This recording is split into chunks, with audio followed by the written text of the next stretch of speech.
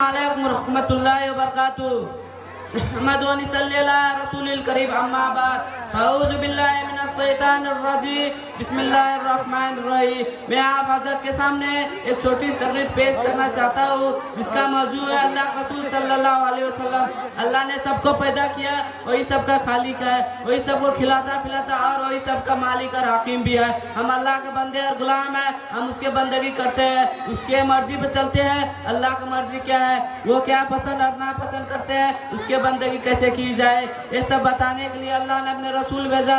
रसूल को पैगंबर नबी भी कहते हैं। रसूल सब इंसान अल्लाह के बंदे थे, सबसे गुनाहों से पाक थे, अल्लाह के बातें बंदों तक ठीक ठीक पहुँचाते थे। अब सल्लल्लाहु अलैहि वसल्लम के बताए हुए रास्ते पर चलकर लोग अल्लाह खुश कर सकते हैं। यही सीधी और सच्ची रास्ता है, बाकी सब रास्ता गलत और भटकाने वाला है। हम सिर्फ प्यारे नबी सल्लल्लाहु अलैहि वसल्लम के रास्ते पर चलेंगे, सारे दुनिया को उसी रास्ते पे बुलाएंगे, उसी में सबकी भलाई है। मैं अभी तक करना चाहता हूँ।